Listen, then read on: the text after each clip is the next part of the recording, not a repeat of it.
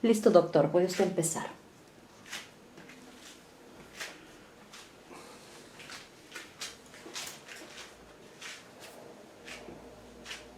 Este está acá. Esto está por acá. Bueno, buenas tardes, estimados estudiantes de este curso de lecturas literarias hispanoamericanas. Vamos a seguir trabajando con los textos que son parte de nuestra antología. El último texto que vimos en la clase anterior es un texto de Juan José Arriola, ¿no?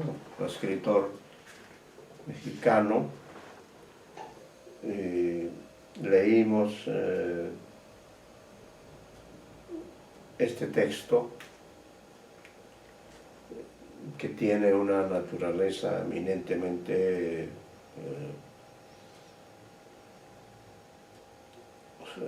ficcional, ¿no? Ficcional, pero que en el fondo también alude, está constituido por elementos de la realidad que son el hombre y la mujer, ¿no?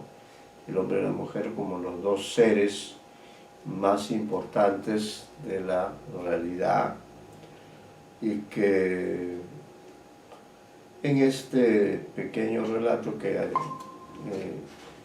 analizamos en la clase anterior,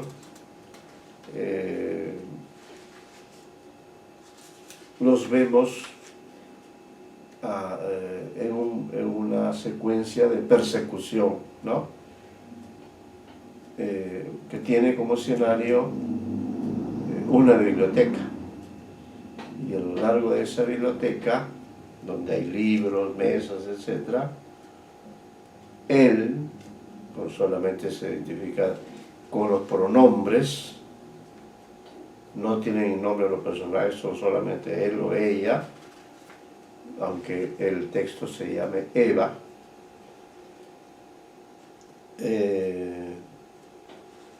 Se da esta lucha, esta persecución, es decir, vemos a él queriendo alcanzar a ella, ¿no? Y toda esta persecución se da a través de un tiempo, yo diría, de una doble dimensión temporal. Por una parte, es en un tiempo breve, en el tiempo real, vamos a decirlo así, en que él persigue a una ella en una biblioteca. Pero esta persecución está además complementada, y es una especie de alegoría también esta persecución, ¿no? Una alegoría de cómo los seres humanos en el mundo real, en el mundo de la realidad y en el de la fantasía también, siempre estamos en permanente búsqueda del otro o de la otra, ¿no? Eso es lo que... Y en medio de esa persecución, pues, cada uno de ellos arguye ciertas ideas que son parte de la ideología, parte de lo que pensamos los seres humanos. Los seres humanos nos caracterizamos por actuar en un sentido o en el otro, y al mismo tiempo pensar, expresar nuestras opiniones. Incluso se citan, ¿no? Él trata de alcanzar a ella, para ello recurre incluso, ya que están en una biblioteca, recurre a algunos libros de la literatura española en los que hace referencia al concepto del honor, para tratar de convencerla, de persuadirla. Hay un acto de seducción aquí, ¿no? Incluso el joven llega a citar a Bachofen, no sé si alguien de ustedes pudo averiguar a este señor Bachofen, que dice el sabio que todas las mujeres debían leer porque les ha devuelto la grandeza de su papel en la prehistoria, ¿no? Habría que comprobarse efectivamente de parte de Bachofen hubo este planteamiento, ¿no? Según el cual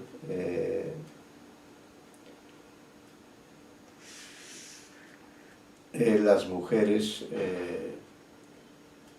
predominaban en aquellos tiempos.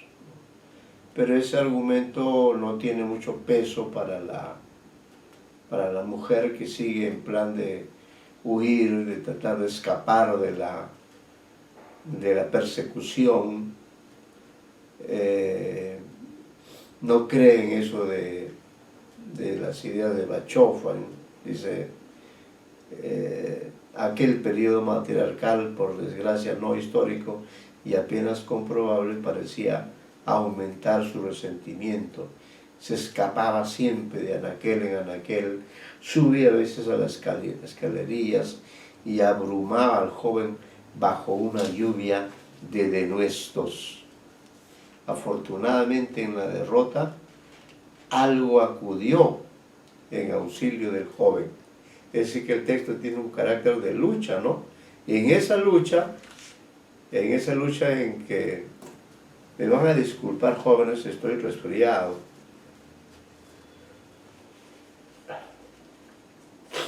Pero no he querido dejar de estar aquí con ustedes, aún en esas condiciones deplorables desde el punto de vista de la salud.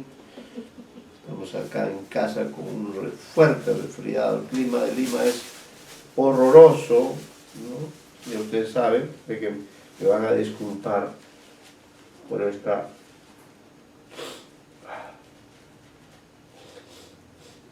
Bueno, de pronto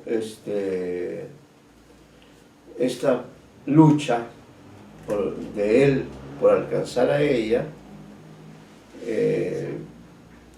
encuentra en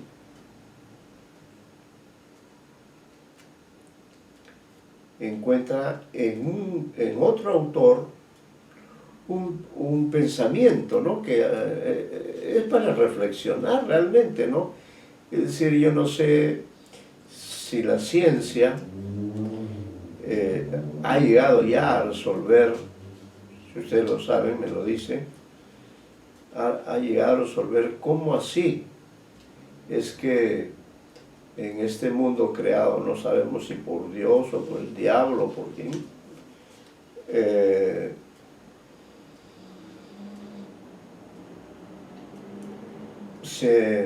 bueno, por ejemplo, el relato bíblico, ¿qué dice a propósito? ¿No? El relato bíblico dice que Dios creó al hombre, le dio vida, ¿no? Le dio el soplo de la vida, el hombre ya estaba completo y lo sumió en un sueño. Y durante esos minutos en que el hombre estuvo dormido, Dios procedió a sacarle una costilla y de esa costilla salió Eva. Bueno, ese relato, aunque esté en la Biblia, es pues de lo más increíble, ¿no? De lo más, no insensato, pero en fin, es una alegoría, ¿no? Pero esta explicación que se le atribuye a Volpe, a mí me parece científicamente más sostenible, aunque se oponga a la Biblia, ¿no? Porque según Volpe, dice, en el principio solo había un sexo, evidentemente femenino, es decir, la creación, según este punto de vista, supuso primero la presencia de la mujer. Había un sexo evidentemente femenino que se reproducía automáticamente. Y ahí entra también este elemento, dice, un ser mediocre, miren esa expresión, un ser mediocre comenzó a surgir en forma esporádica llevando una vida precaria y estéril frente a la maternidad formidable, ¿no? Ese ser mediocre, ese ser que aparecía de vez en cuando, que llevaba una vida precaria, ¿no? Frente a esta maternidad formidable que era ese único sexo. Sin embargo, poco a poco fue apropiándose de ciertos órganos esenciales. Hubo un momento en que se hizo imprescindible. La mujer se dio cuenta demasiado tarde de que le faltaban ya la mitad de sus elementos, y tuvo necesidad de buscarlos en el hombre, que fue hombre en virtud de esa separación progresiva y de ese regreso accidental a su punto de origen. Esa es la teoría de Volpes, según lo que señala el autor. La tesis de Volpes sedujo a la muchacha, ¿no? La sedujo, la convenció, pero en vez de, diríamos, de negar esa teoría, de contradecirla, de polemizar con esa visión, esa tesis sedujo a la muchacha. Miró al joven con ternura, cambia su actitud. Esos argumentos, esas ideas que son de Volpe, pero que han sido leídas por aquel hombre que la persigue, hacen que ella cambie su modo de ver al otro, a ese ser mediocre que aparecía esporádicamente. Miró al joven con ternura. El hombre es un hijo que se ha portado mal con su madre a través de toda la historia, dijo casi con lágrimas en los ojos. Y bueno, en vez de ser severa, no, lo que hace es perdonar. Dice, lo perdonó a él, perdonando a todos los hombres. Su mirada perdió esplendores, bajó los ojos como una Madonna. Su boca, endurecida antes por el desprecio, se hizo blanda y dulce como un fruto. Miren cómo cambió, ¿no? Cómo cambia la boca. Su boca, antes endurecida por el desprecio, se hizo blanda y dulce como un fruto. Él sentía brotar de sus manos y sus labios caricias mitológicas, ¿no? Esa proyección, esas caricias mitológicas son precisamente como una especie de reminiscencia de ese pasado, sin embargo, en el cual ese ser mediocre se había portado mal, pero la mujer cedió, lo perdonó a él y a todos los hombres, y él se dio cuenta de ese cambio, ¿no? Por eso se acercó a Eva temblando y Eva no huyó. Y allí en la biblioteca, en aquel escenario complicado y negativo, al pie de los volúmenes de conceptuosa literatura, se inició el episodio milenario a semejanza de los palafitos, ¿no? Es decir, que mientras al comienzo hay una ruptura, hay una distancia entre el hombre y la mujer, o una oposición, o un deseo de la mujer de huir de ese ser a quien en algún momento este autor llama ser mediocre. Todo eso, sin embargo, convence, abona en favor de ese cambio que encontramos en Eva, ¿no? Finalmente ella cede ante ese discurso, y por eso el relato termina con esta frase, ¿no? Y allí en la biblioteca, en aquel escenario complicado y negativo, al pie de los volúmenes de conceptuosa literatura, ¿no? La literatura también está metida ahí, pero claro, la literatura ha hablado de estos temas, comenzando por el relato bíblico y luego con todas las otras teorías que hay acerca de cómo se dio esta creación de los dos seres, que somos diferentes y a la vez complementarios. Eso es una realidad que no podemos negar, así es, ¿no? Nos peleamos, pero nos buscamos el uno al otro. Y ahí, dice, se inició el episodio milenario a semejanza de los palafitos, ¿no? Entonces, un texto situado en una actualidad que podía ser la de hoy, en la que existe ya toda esta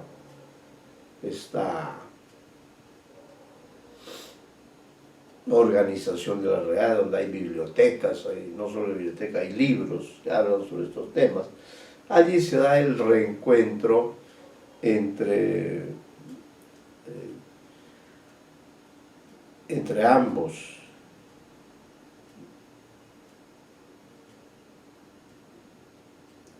Con caricias mitológicas de por medio, como acá te dice, ¿no? Se acercó a Eva temblando y Eva no huyó, ¿no? Entonces, de la ruptura total,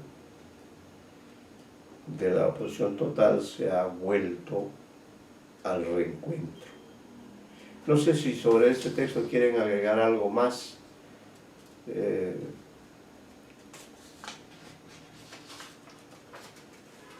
Algún comentario de nuestros distinguidos participantes que deben estarnos hoy día acompañando, espero, ¿no? Sí, están los cuatro.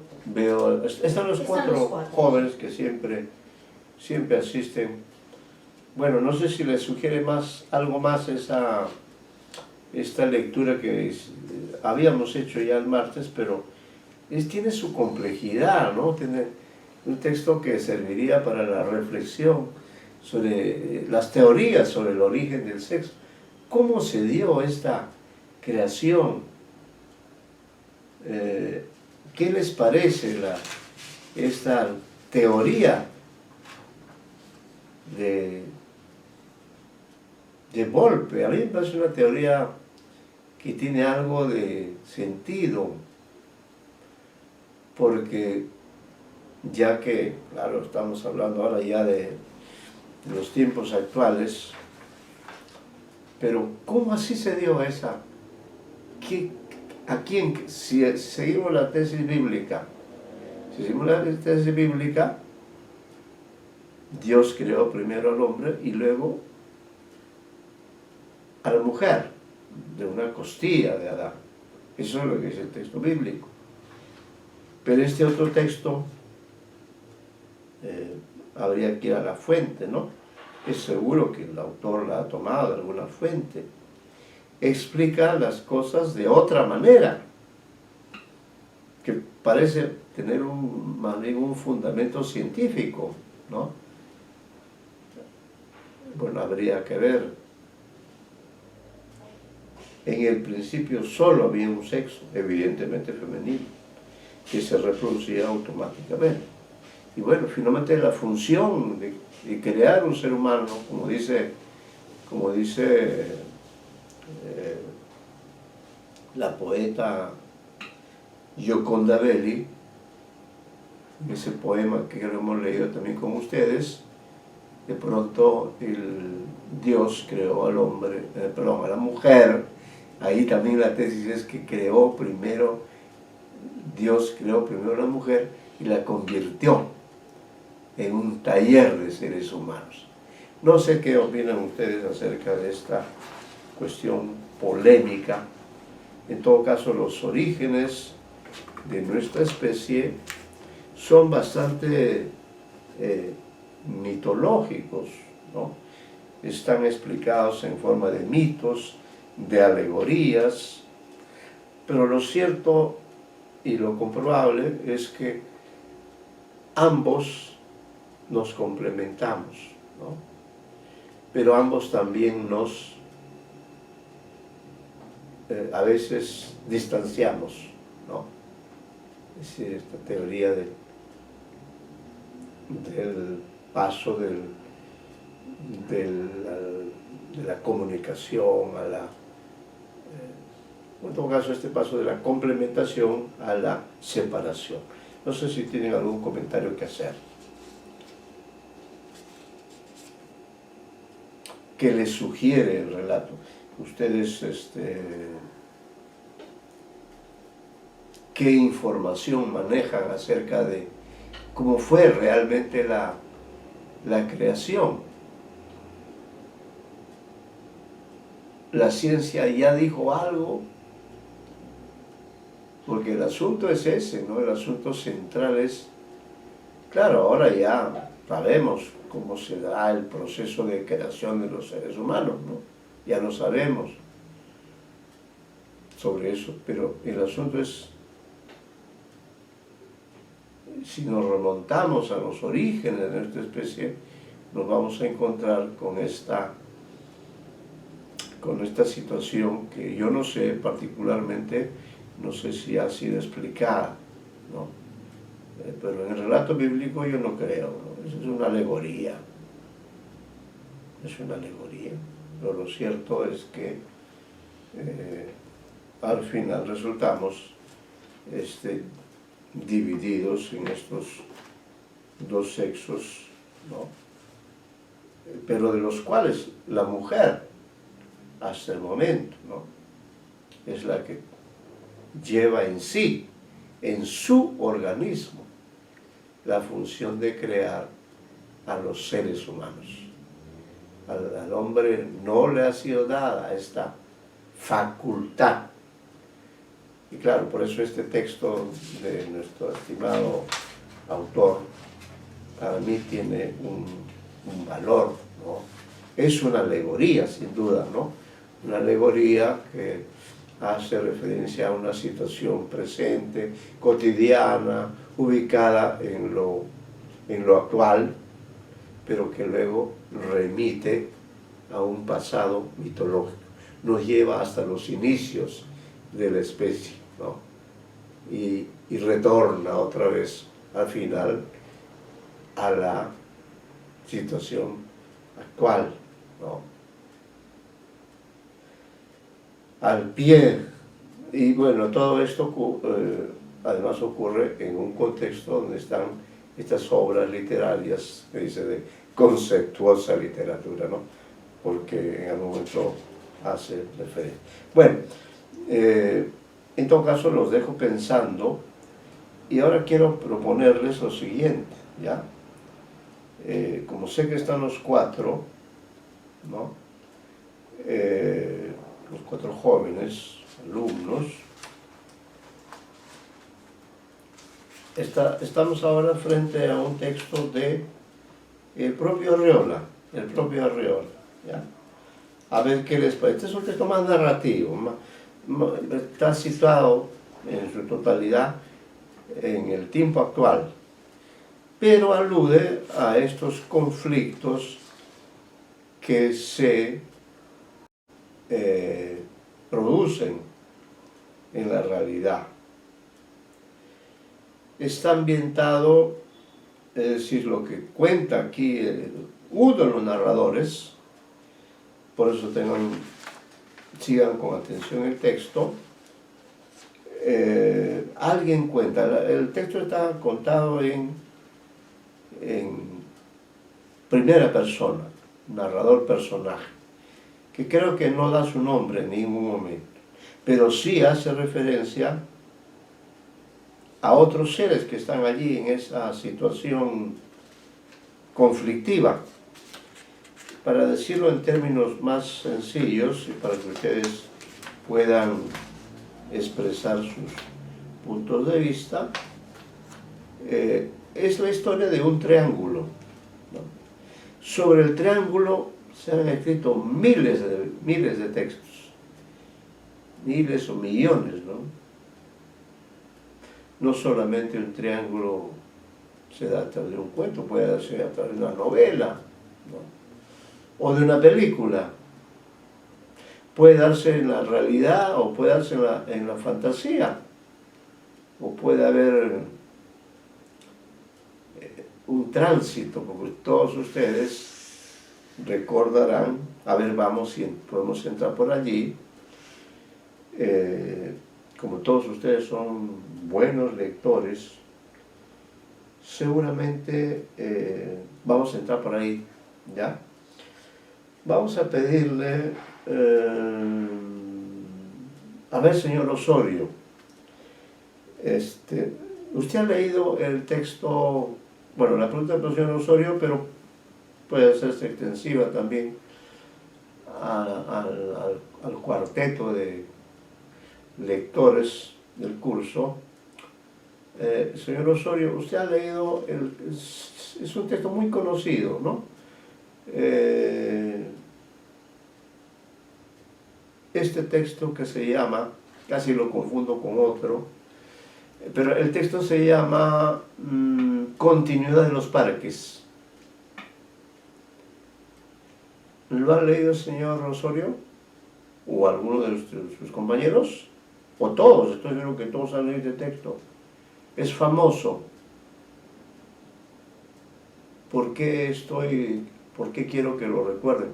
Porque de alguna forma tiene que ver en algunos aspectos, sobre todo el aspecto numérico, que es el que interesa, y la idea del triángulo. Alguno de ustedes puede hacer memoria y decirnos, porque es un texto breve además, pero de final sorprendente, ¿no? El famoso texto de Continuidad de los parques,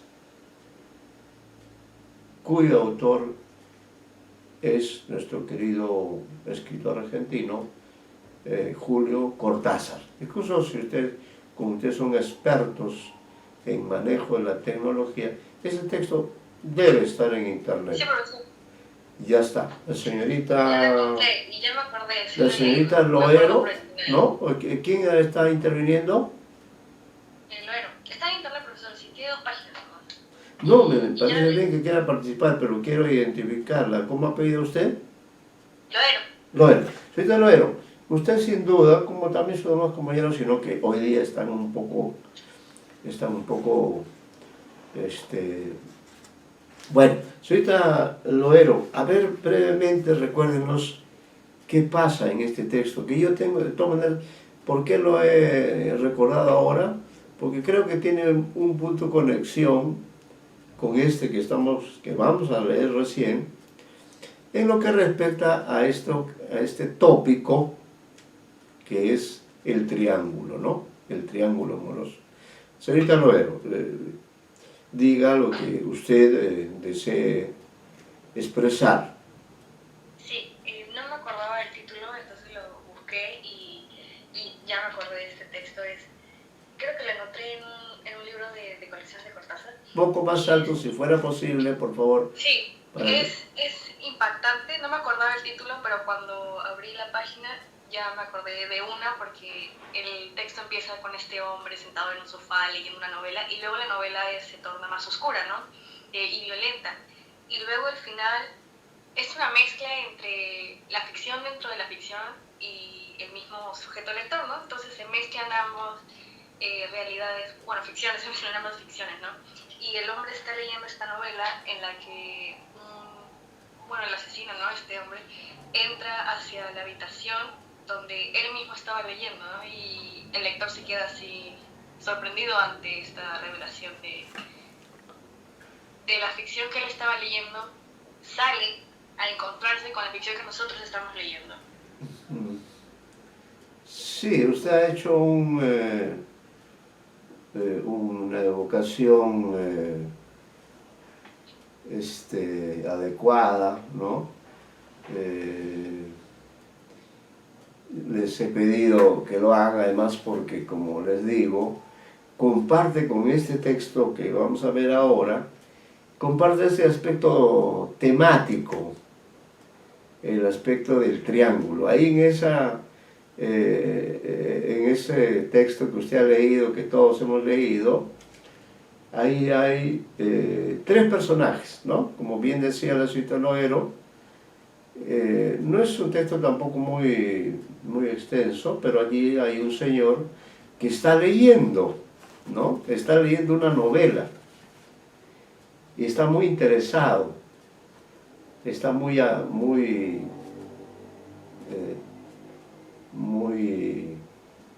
atraído por esa lectura en la que hay una pareja sentimental, un hombre y una mujer, que están tramando algo, ¿no? Por algunas circunstancias, durante algunos minutos, deja incluso ese lector, que lo suponemos que está en el mundo real, dentro de la historia contada por Cortázar. De pronto toma el libro y sigue leyendo, ¿no? Y lo que lee es que que esta pareja infiel, en la que la mujer engaña a su esposo, ¿no? Y ese esposo está en la casa. De pronto ocurre que lo que estaban tramando era matar al esposo. Pero da la coincidencia que de pronto, ¿no?, el narrador nos sugiere que ese lector que está leyendo esa ficción es el que va a ser asesinado en ese momento por el tercero de la discordia, por el amante, ¿no? Eso nos lo hace ver Julio Cortázar en ese magistral relato, ¿no?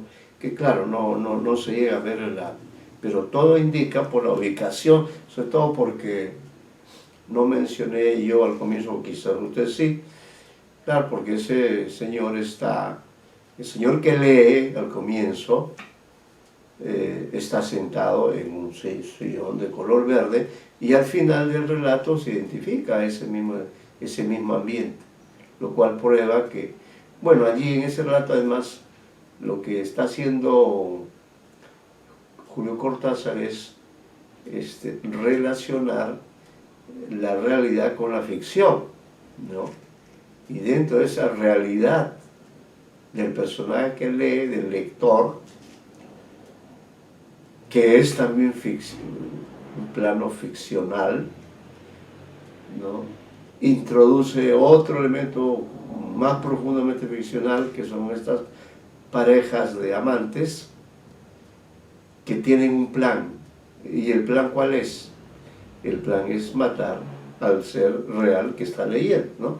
Bueno, ya ese es otro aspecto muy trabajado, muy analizado, propio de Cortázar.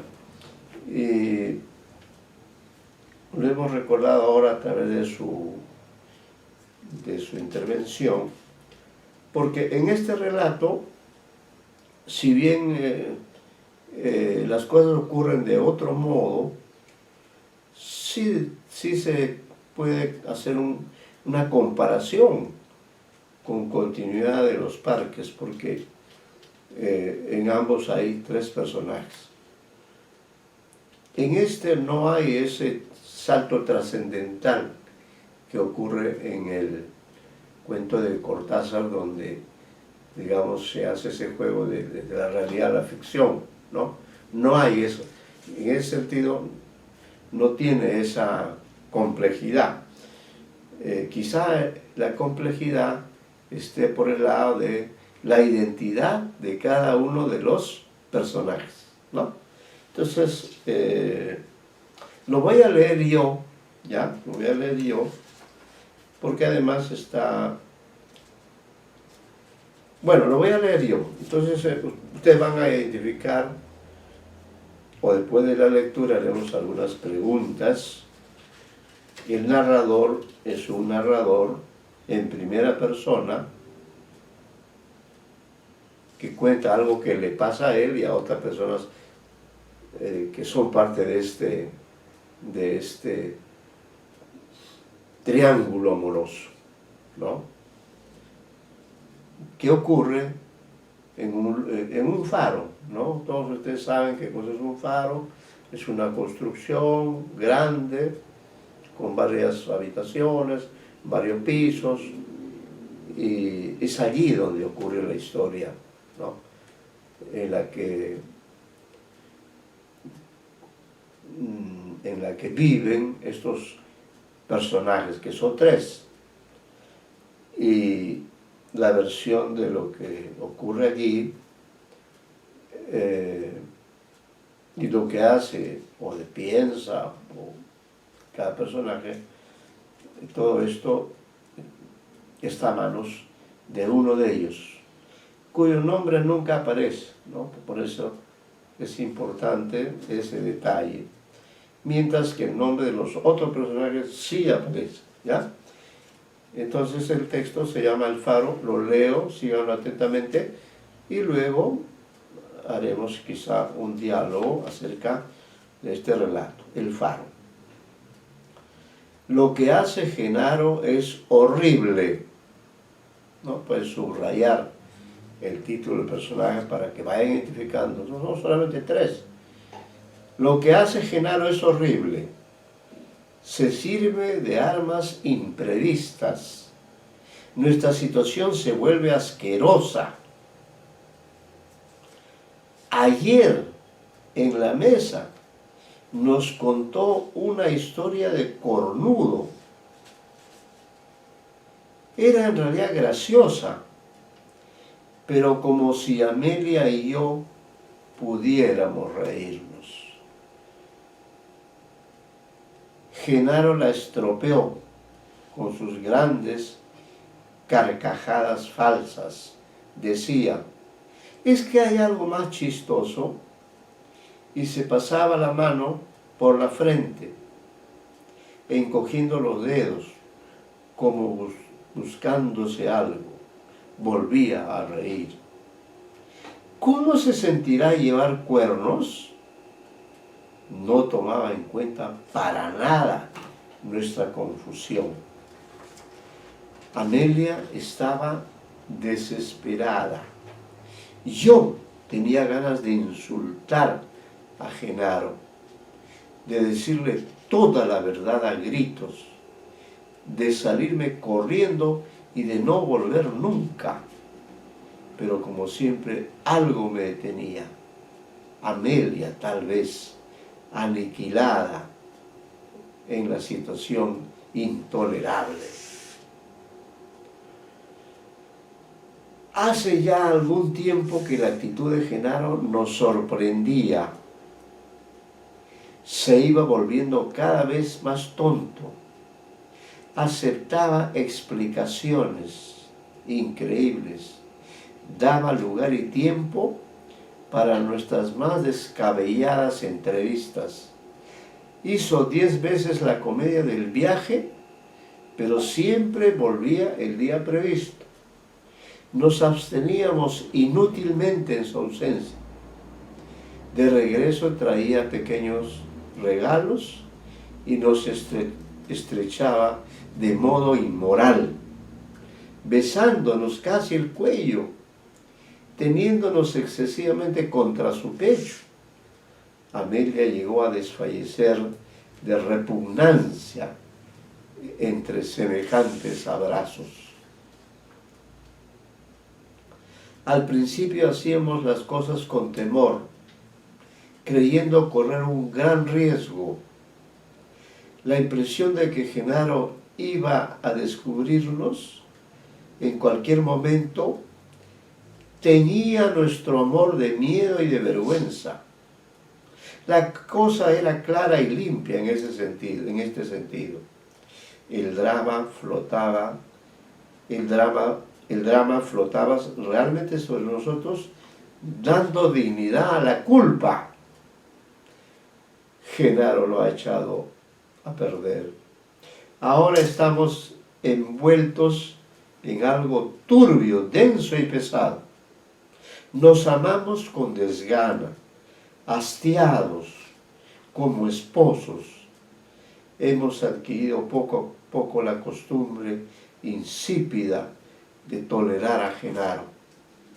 Su presencia es insoportable porque no nos estorba, más bien facilita la rutina y provoca el cansancio. A veces el mensajero nos trae las provisiones y dice, a veces el mensajero que nos trae las provisiones dice que la supresión de este faro es un hecho. Nos alegramos, Amelia y yo, en secreto. Genaro se aflige visiblemente. ¿A dónde iremos?, nos dice. Somos aquí tan felices. Suspira, luego buscando mis ojos. Tú vendrás con nosotros, a donde quiera que vayamos. Y se queda mirando al mar con melancolía. Esa es la historia contada por Juan José Arreola en este relato llamado El Faro. Entonces, como ven, claro, el texto es breve, pero claro, se refiere a una situación, ¿no?, de infidelidad que ya tiene algún tiempo. No es algo reciente, no es algo que ha surgido recientemente, no. Es algo que surgió, esta infidelidad surgió hace ya algún tiempo y se ha desarrollado allí, en ese lugar, bueno, y en fin, ¿no? Y luego en esa situación, digamos, de traición, ¿no? De pronto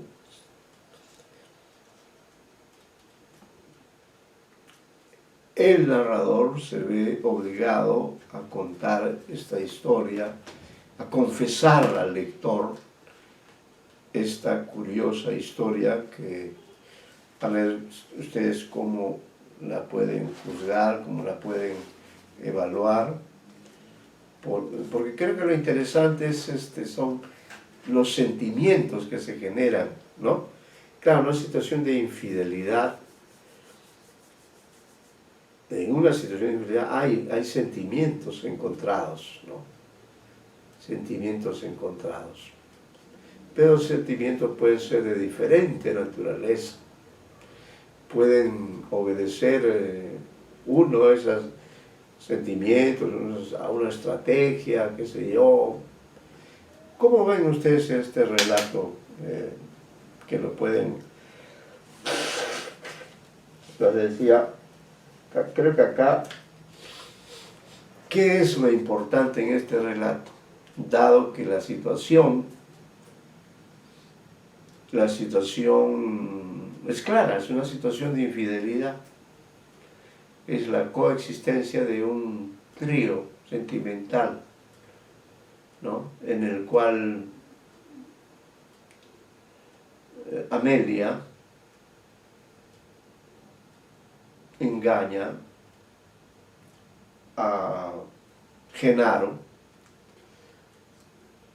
pero quien cuenta esta historia desde su punto de vista y los sentimientos que esto genera en él es este narrador anónimo, ¿no?, da su versión.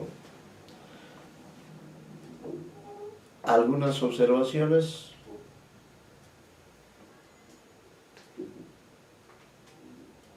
¿Qué de particular tiene esta versión del tópico de la infidelidad o del engaño?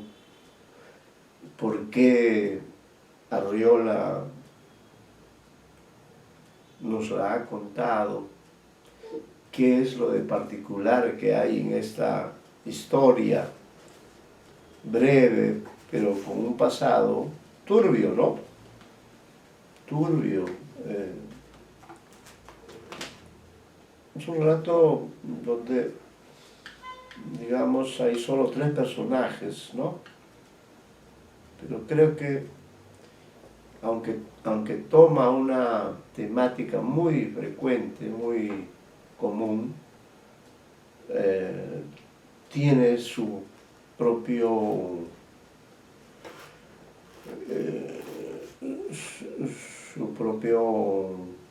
secreto en cuanto a construcción de la historia. ¿Qué dicen ustedes? ¿Cómo enfocarían esta historia?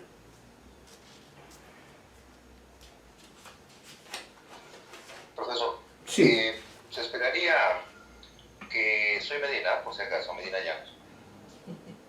Se esperaría que el personaje de Genaro tuviera cierto tipo de reacción Ajá, para defender su dignidad, claro, manchada o mellada por la traición o el engaño.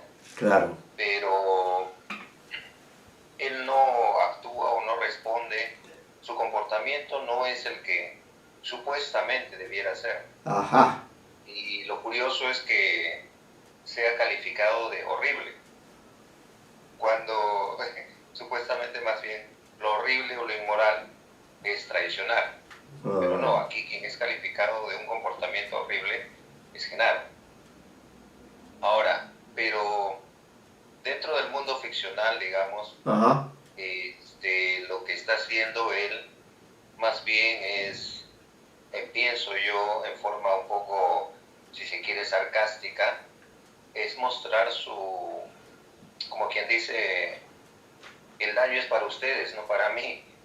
Es decir, se hace como un poco lejano o distante del problema, le da la espalda al problema, pero de una manera muy peculiar.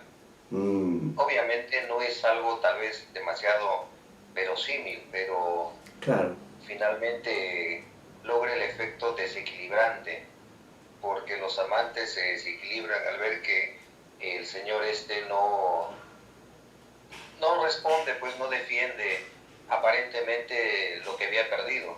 claro, Pero es evidente que si él no defiende lo que ha perdido es porque tal vez no lo necesita, o tal vez ya se siente que no le afecta, en fin, ¿no? Entonces, ajá, verlos más bien a ellos con el remordimiento a cuestas y ver los resultados de ese remordimiento puede ser más bien para él tan recompensante, como, o sea, tan importante como diciendo ese es su castigo. Pero digamos que es un cuento, una narración bastante peculiar, pero que usualmente se da cuando los personajes no hacen lo que se espera que hagan ajá, de forma, digamos, rutinaria o, digamos, lo de siempre, ¿no? convencional, ¿no? ¿Alguien más quiere agregar al análisis que ha hecho el señor Medina, ¿no? Muy interesante su análisis, ha dado usted digamos, en lo característico de... Sobre todo porque fíjese el comienzo del relato, ¿no? Claro, cuando uno lee, no sabe, pero ya cuando ha leído la historia, ¿no? Como usted dice, lo que hace Genaro es horrible. Se sirve de armas imprevistas. Nuestra situación se vuelve asquerosa. Y luego ya nos explica en que, digamos, cuando dice lo que hace Genaro es horrible, está aludiendo a aquello que el señor Medina ha señalado. Es decir, que en una situación como esta, lo usual o lo que se esperaría es que Genaro emplace al infiel, o lo bote, ¿no? O lo golpee. Pero no. En el relato, el narrador da pruebas, da testimonio de cómo esa no es la actitud de Genaro, más bien facilita las cosas, ¿no? Incluso tiene actitudes pues que efectivamente asquerosas, ¿no? Como cuando dice de regreso traía pequeños regalos y nos estrechaba de modo inmoral, besándonos casi el cuello, tendiéndonos excesivamente contra su pecho. Amelia llegó a desfallecer de repugnancia entre semejantes abrazos. Y lo interesante es que esta actitud de Genaro que puede entenderse como que no está de acuerdo con eso, o no le importa, como creo que decía el señor Medina, pareciera ser una estrategia. Y en el fondo termina siendo una estrategia, ¿no? ¿Por qué? Porque esta actitud entonces de Genaro, con sus gestos, ¿no? Con su manera de ser, ¿qué les está diciendo? Bueno, simplemente les está diciendo que a él eso no le importa, o en todo caso los está hiriendo de ese modo. Se hace como el que no sabe nada, se hace como el que o ignora esta situación, o no le perjudica, o es ajeno a ella. Y el final también confirma esto, ¿no? La actitud, sí, sin duda es una actitud curiosa la de Genaro, ¿no? No sé si es un cínico o cómo calificarlo, cuando dice al final el narrador, a veces el mensajero que nos trae las provisiones dice que la supresión de este faro es un hecho. Nos alegramos, Amelia y yo, en secreto, claro, porque ellos están atrapados ahí, dentro de esa asquerosa relación desplegada por Genaro. Nos alegramos, Amelia y yo, en secreto. Genaro se aflige visiblemente. ¿A dónde iremos?, nos dice. Somos aquí tan felices.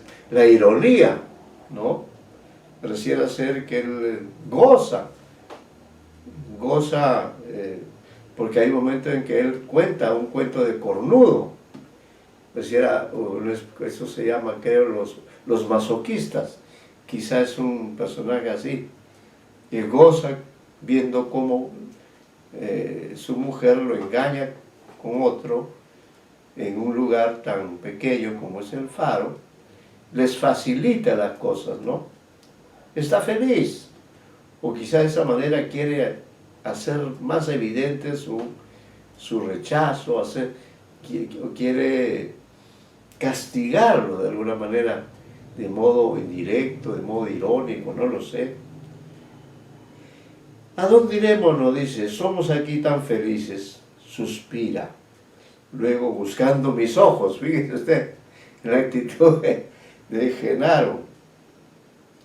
Tú vendrás con nosotros a donde quiera que vayamos. Y se queda mirando al mar con melancolía, ¿no? Ahí está, digamos, la situación que ha confesado este personaje, ¿no? Como el caer en la infidelidad lo ha llevado a una situación horrorosa desde el punto de vista psicológico, porque, como decía el señor Medina, lo usual en estos casos es pues que el agraviado, diríamos, reaccione, que vaya y denuncie este hecho ante la ley. Pero no, toma esta actitud, ¿no? Esta actitud de aparentar, no sabemos si aparentar o no, pero es una actitud turbia, ¿no?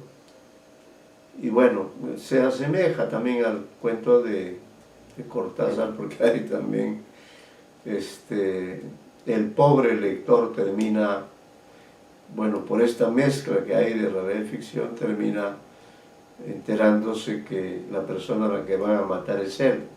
Aunque no se dice explícitamente que ello ocurra, pero por los indicios, el final parece ser ese, ¿no? Bueno, vamos a ver a continuación un breve relato. Es breve y quisiera que ustedes lo pudieran, o no sé si sobre el anterior alguien quiere añadir algo.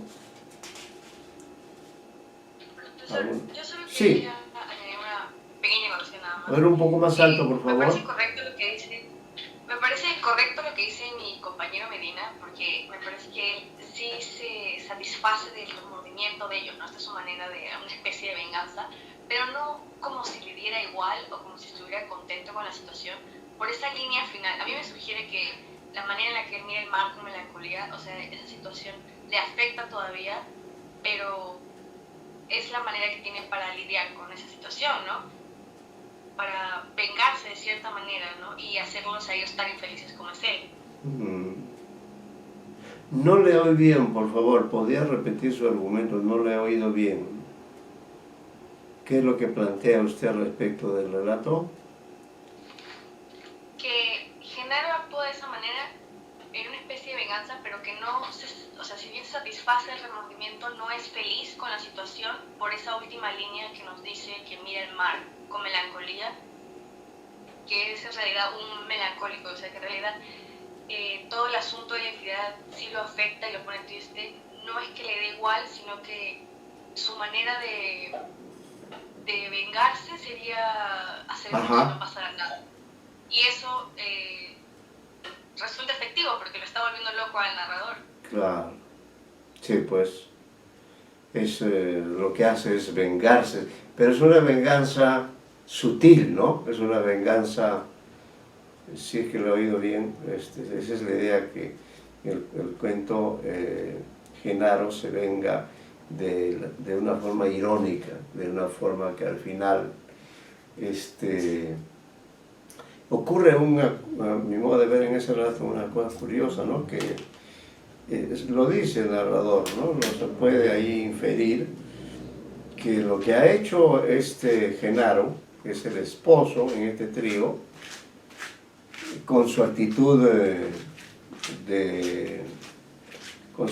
de aceptación, no sabemos si supuesta o real, lo que ha hecho es quitarle a esta relación su lado atractivo, que consistía precisamente en que era algo secreto, algo que ellos compartían.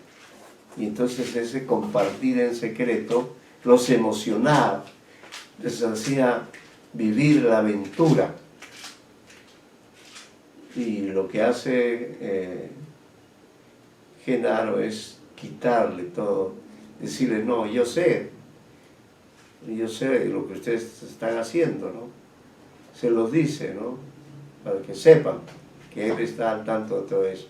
Y claro, todo eso hace que cambie pues las relaciones, ¿no? Que ya no, que ese aspecto de aventura, de cosa prohibida, ya no sea tal, ¿no? Y que la pareja de amantes termine siendo como una pareja de esposos, ¿no? Lo dice el texto, ¿no? Esa es una estrategia muy curiosa, la de este personaje. Claro, este párrafo dice, al principio hacíamos las cosas con temor, creyendo correr un gran riesgo. Claro que hay situaciones en las que el atractivo está en eso, en que uno corre un riesgo, corre un peligro de ser descubierto. La impresión de que Genaro iba a descubrirnos en cualquier momento tenía nuestro amor de miedo y de vergüenza. La cosa era clara y limpia en este sentido. El drama flotaba realmente sobre nosotros, dando dignidad a la culpa. Ya se sentían unos amantes que estaban jugando la vida ahí, pero en todo caso, ciertamente estaban dando curso a esa pasión. Genaro lo ha echado a perder. Ahora estamos envueltos en algo turbio, denso y pesado. Nos amamos con desgana, hastiados como esposos, ¿no? Eso es lo que ha logrado Genaro, ¿no? Hacer que esa relación que en apariencia era que en realidad era de amantes, se haya convertido en una relación de esposos, ¿no?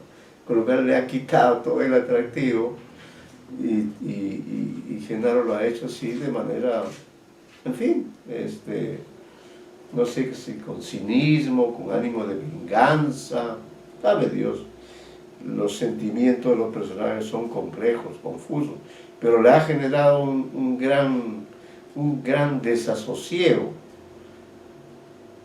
en el narrador, ha generado en él, y también en Amelia, ¿no? Y por tanto, sin duda, eso está destruido. En el caso supuesto que digamos, el faro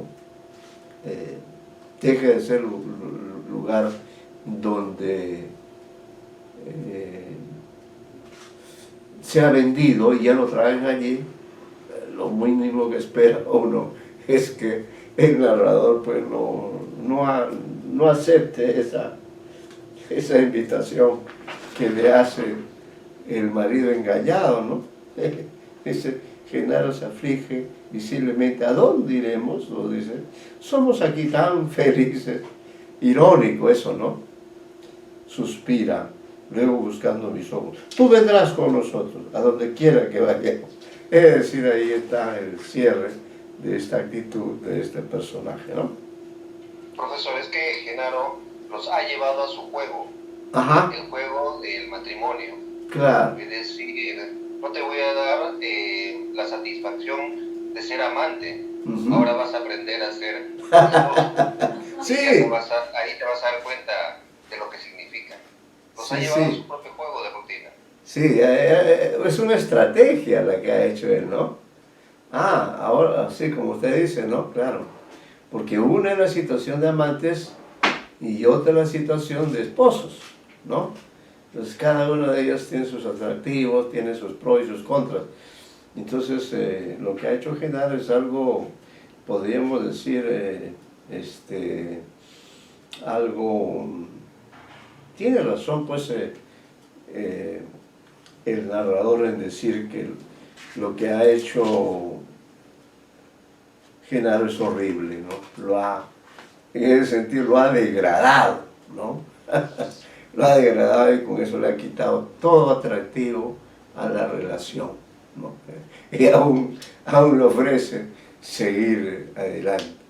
O sea que Genaro termina gozando, termina dándole la vuelta a la situación y generando un malestar intolerable, ciertamente, ¿no? Eso es uno de los pocos relatos, creo, donde este triángulo es manejado de esa manera, ¿no? De esa manera no convencional. Porque lo convencional hubiera sido, pues, que Genaro simple y llanamente lo mate, lo denuncie, o se vaya y se acabó. A ver, vamos a ver, este texto es breve. A mi modo de ver, sí, es muy poético, es muy poético. No deja de tener una cierta connotación hasta mitológica, diría yo, ¿no? Porque el bisontes es miren, el texto se llama El bisontes, es una recreación sobre este animal que está identificado sobre todo en el pasado. No es que no existan bisontes, probablemente existan bisontes, ¿no? Pero vamos a ver cómo, pues acaso en el texto, ahí en la segunda línea, está la palabra morrena, y abajo hemos puesto el significado. Morrena dice montón de piedras y barro acumuladas por un glaciar.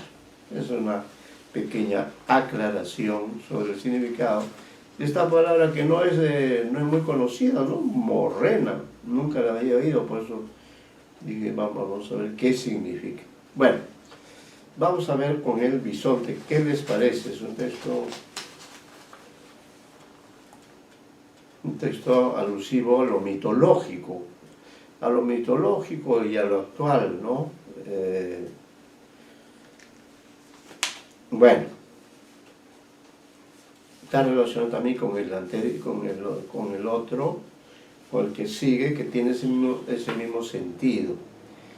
Muy bonito, miren el trabajo del lenguaje, es un texto breve, pero qué bien trabajado, qué arte el de Arriola para crear este texto, ¿no? Que quizá no llegue a ser un cuento, pero es una especie de estampa muy significativa. Y, por cierto, dentro de esta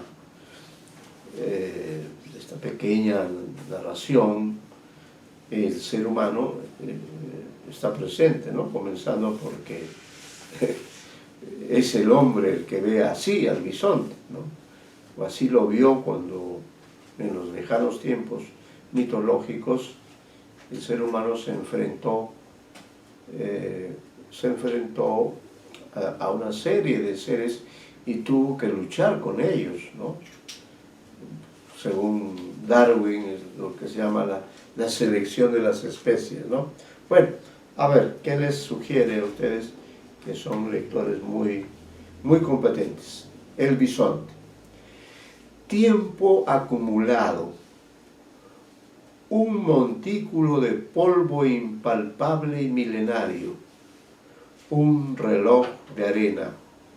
Una morrena viviente. Esto es el bisonte en nuestros días, ¿no? A partir de una definición. Antes de ponerse en fuga y dejarnos el campo, los animales se embistieron por última vez desplegando la manada de bisontes como un ariete horizontal, pues evolucionaron en masas compactas, parecían modificaciones de la corteza terrestre con ese aire individual de pequeñas montañas o una tempestad a ras del suelo por su aspecto de nubarrones. Sin dejarse arrebatar por esa ola de cuernos, de pezuñas y de belfos, el hombre emboscado arrojó flecha tras flecha y cayeron uno por uno los bisontes. Un día se vieron pocos y se refugiaron en el último redil cuaternario. Con ellos se firmó el pacto de paz que fundó nuestro imperio. Los recios toros vencidos nos entregaron el orden de los bovinos con todas sus reservas de carne y leche. Y nosotros les pusimos el yugo además. De toda esta historia, a todos nos ha quedado un galardón, el último residuo de nuestra fuerza corporal es lo que tenemos de bisonte asimilado. Por eso, en señal de respetuoso homenaje, el primitivo que somos todos, hizo la imagen del bisonte su mejor dibujo de Altamira. Ahí está el texto que a mí francamente me gusta mucho porque, bueno, a ver, en primer lugar sus opiniones, para luego yo agregar algo. ¿Qué les parece el texto? ¿Qué nos sugiere? ¿Qué nos dice? ¿Cómo podemos catalogarlo? ¿Llega a ser un relato? ¿No es un relato? ¿Es una alegoría? ¿Qué dice? Miren el final también es muy interesante, ¿eh? El final dice: por eso, en señal de respetuoso homenaje, el primitivo que somos todos hizo con la imagen del bisonte su mejor dibujo de Altamira.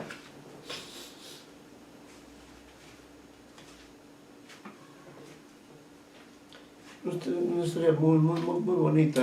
Con el otro grupo, con el grupo anterior, ustedes hablamos no de este texto, sino de otro, donde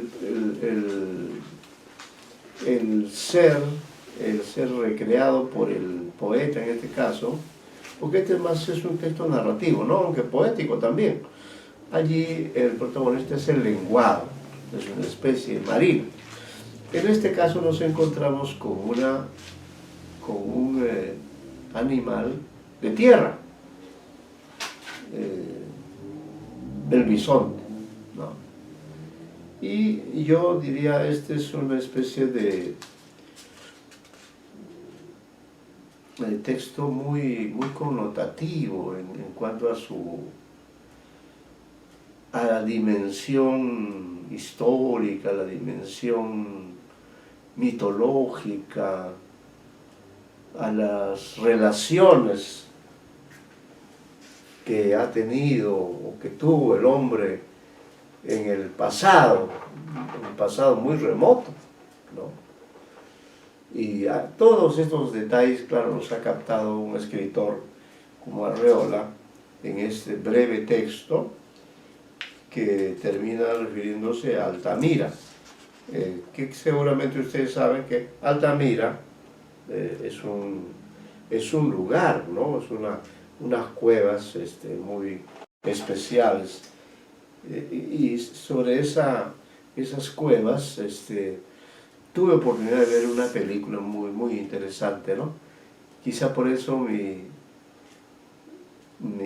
fascinación Pero el texto es muy bonito, es muy hermoso, habla de las relaciones entre el bisonte y el hombre, ¿no? Habla también, de alguna manera, de la naturaleza del hombre, ¿no? De su calaña, si esto lo relacionamos con ese texto de Eva, ¿no? Es decir, si el hombre fue capaz, este ser mediocre, fue capaz de finalmente convencer a Eva, ¿no? Acá vemos que también, de alguna forma, el ser humano se las tiene que ver con el bisonte y termina derrotándolo totalmente, ¿no? Pero a la vez le rinde un homenaje. Y creo que este texto es un homenaje a esa historia milenaria, mitológica, que muestra lo complejas que han sido las relaciones entre los seres humanos y las demás especies a lo largo de miles de años, ¿no? No sabemos también nosotros, aún con todos los conocimientos que tenemos, cómo fueron estos tiempos. Este texto es un poco alusivo a ese tiempo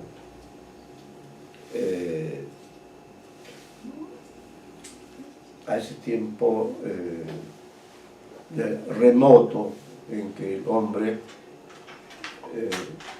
quizá el ser menos fuerte dentro de una variedad de seres muy fuertes, el hombre impuso con su astucia, con su habilidad,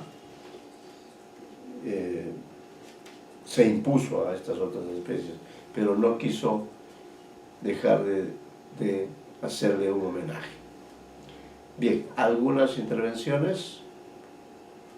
¿Algún comentario sobre este texto?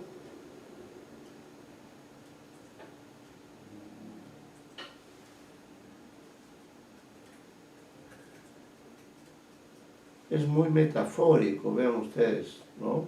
Muy metafórico, muy sutil, muy descriptivo también. Se lo voy a releer, a ver si les suscita algún comentario, ¿no? Como digo, creo que es una definición de qué cosa es el bisonte, ¿no? Y cómo han sido sus relaciones con nosotros, los seres humanos. Porque hoy vivimos en las ciudades, ¿no? Pero en tiempos remotos, el ser humano, así con todas sus deficiencias y debilidades tuvo que salir adelante. No sabemos cómo, es otro misterio, porque los seres humanos somos quizá la especie que cuando nace totalmente indefenso, totalmente indefenso. Todos los que estamos compartiendo esta clase hoy, no podemos dar testimonio de ello, porque precisamente nacimos sin memoria, ¿no? Nacimos indefensos. Y si no hubiera sido por nuestros padres, por nuestras madres, podríamos habernos muerto, aunque el peligro de la muerte siempre está ahí, no solo en esa situación inicial. Pero ¿cómo hizo esta especie, con esas características de endeblez, de un ser inerme, cómo pudo finalmente imponerse y hacerse el dueño del mundo y dominar las especies? O en todo caso, claro, en estos tiempos, por ejemplo, es el espacio, es el aire, son los virus, los que nos han puesto otra vez, fíjense, en una situación a la defensiva, porque ahora los seres humanos estamos en una situación defensiva, estamos viviendo una situación de encierro, ¿no? Bueno, a ver si hay algunas ideas, algunas reflexiones, algo que les suscite. Profesor, Sí. estaba viendo algunas imágenes de las cuevas de Altamira, Ajá, precisamente para poder entender un poco más claro. la alusión que hace, ¿no? Sí.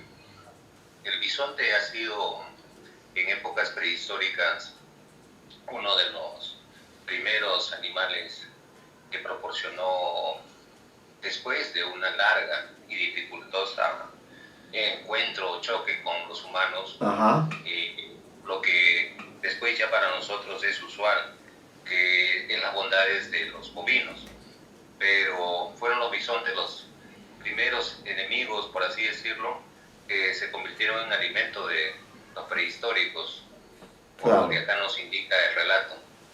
Así es que no es de extrañar que esto sea un homenaje, este cuento sea de homenaje a esta especie que ha proporcionado tantos beneficios a la humanidad, Claro. y a su vez también ha contribuido en fortalecer su fuerza corporal y su estado emocional, su estado de ánimo. Claro. Así es que es una admiración, más bien de admiración, es un relato. Sí. Por eso digo de homenaje. Sí, es un homenaje muy bonito, porque revela, digamos, de un lado,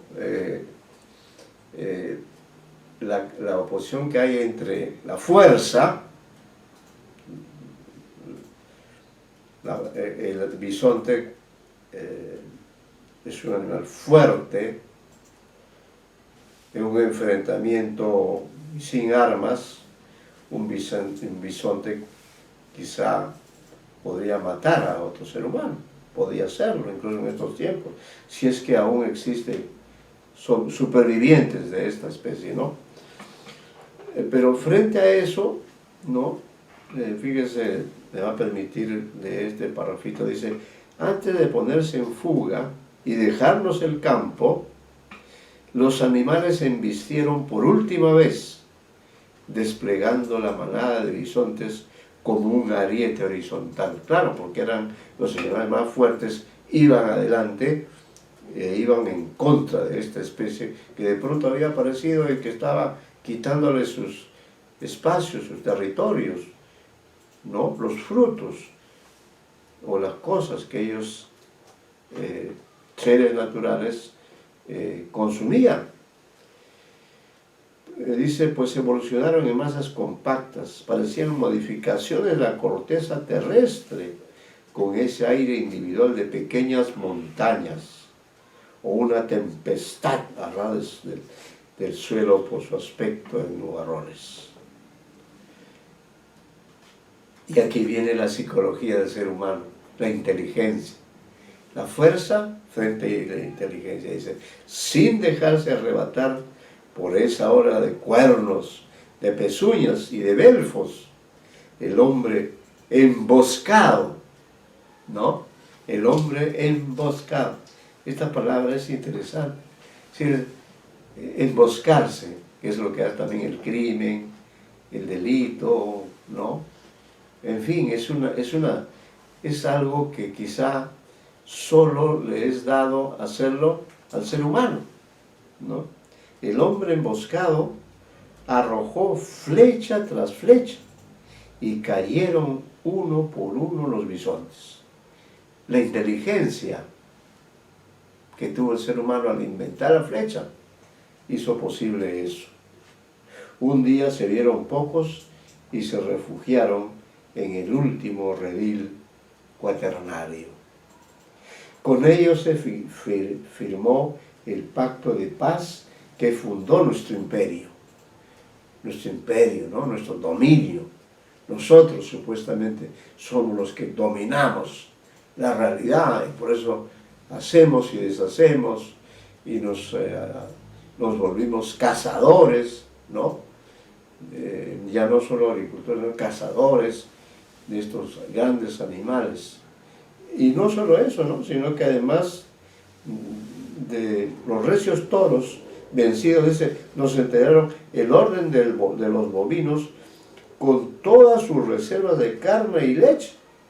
Y nosotros les pusimos el yugo además, ¿no?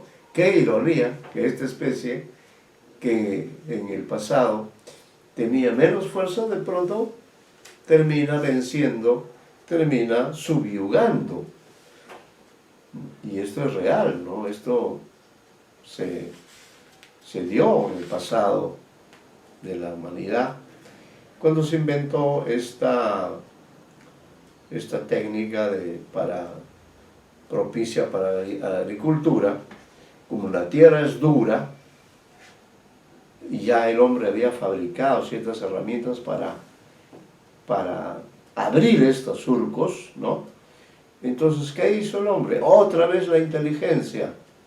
Como estaban allí los bisontes, entonces los uncieron, le pusieron el yugo y, ¿no? Con seguramente un arma, un chicote, algo así, los hicieron abrir los surcos para sembrar aquellos productos que el ser humano necesitaba, porque ya no podía, la humanidad comenzó a crecer, entonces ya no era cuestión simplemente de ser un cazador, un recolector, no, de ser un agricultor, un herrero, en fin, surgieron todos los oficios imaginados que existen y que hicieron posible la civilización, ¿no?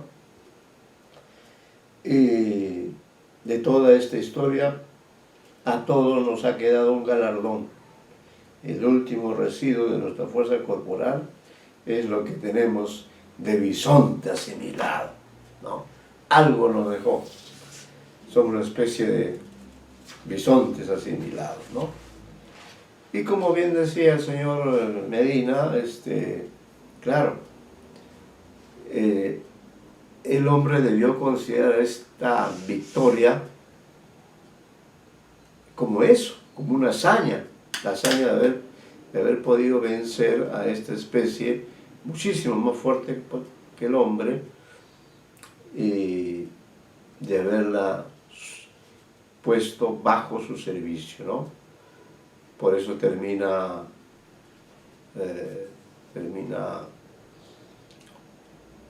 nuestro querido escritor diciendo: por eso, en señal de respetuoso homenaje, el primitivo que somos, porque somos primitivos, no hemos dejado de ser primitivos, el primitivo que somos, todos hizo con la imagen del bisonte su mejor dibujo de Altamira, ¿no? Y esto es un verdadero homenaje porque detrás de, mejor dicho, es una película, señor Medina, hay una película sobre este tema, ¿no? Que se llama así, Altamira, nada más. Esa es esta historia, ¿no? Y se basa en una historia real de cómo estas cuevas de Altamira, que están ubicadas en la parte norte de España, habían permanecido durante quizá miles de años, habían permanecido tapiadas, qué sé yo. El ser humano no las había descubierto, ¿no? No sabía el ser humano que allí había estas cuevas, hasta que de pronto y de manera casual un campesino que creo que estaba con su perrito, por allí se deslizaron e ingresaron a ese lugar, y de pronto se dieron cuenta que caminando por ahí se encontraron ante una enorme cueva, ¿no? Una enorme cueva, inmensa cueva, que la habían hecho precisamente los seres primitivos que vivieron allí durante mucho tiempo encerrados, porque no había tampoco vivienda, todavía no se habían construido las viviendas. Y lo curioso, sin embargo, es que en esas cuevas, y por cierto el sol no ingresaba allí, el ser humano, que seguramente ya había inventado el fuego, entonces, bueno, de esa forma, con la ayuda del fuego y otros elementos más que fueron producto de esta invención incansable del ser humano, ¿no? Iluminaron los muros de esta cueva de Altamira, y allí dibujaron estas escenas de caza, ¿no? Y entre esos animales dibujados allí, que han quedado como testimonios de esos primeros artistas primigenios, primitivos, ¿no? Allí está, según el autor, hizo con la imagen del bisonte su mejor dibujo de Altamira, ¿no?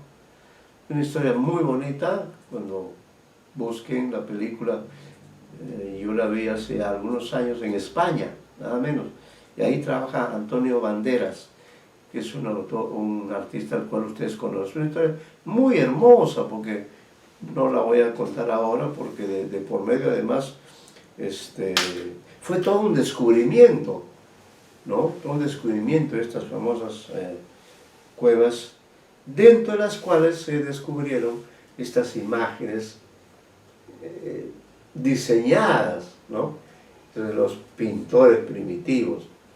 Por eso, de manera alegórica, se le llama a estas cuevas de Altamira algo así como la Capilla Sixtina del arte rupestre, ¿no? Eso es Altamira, la Capilla Sixtina del arte rupestre, en ese pasado legendario, y que esas cuevas fueron descubiertas miles de años después, ¿no?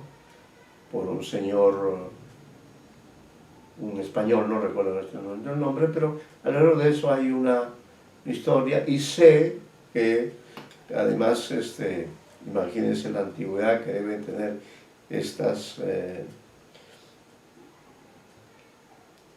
cuevas. Lo que ha hecho España es hacer una réplica de estas cuevas, ¿no? De modo que si alguna vez tienen la inquietud y la curiosidad, podrán entrar a esta réplica, pues claro, la original cueva de Altamira se conserva, seguramente hay un mantenimiento, ¿no? Pues un monumento de un valor extraordinario, ¿no? Y al lado de ello hay, o cerca de ahí, hay una réplica. Así que este texto nos ha llevado hacia esta historia tan bonita acerca del bisonte, ¿no? Ahí nos vamos a quedar y continuamos en las clases que nos quedan, trabajando siempre con nuestros materiales, y el siguiente texto que veremos La próxima clase será uno de Eduardo Galeano. También les recomiendo leer a Eduardo Galeano, ¿no? Ahí tienen el nombre del libro y algunos textos de él que tienen que ver, creo yo, con los textos anteriores, ¿no? Muy bien, muchas gracias, muy buenas tardes y nos vemos en la próxima reunión. Buenas tardes, profesor. Muchas Buenas gracias. tardes. Buenas tardes. Buenas tardes. Buenas tardes. Buenas tardes.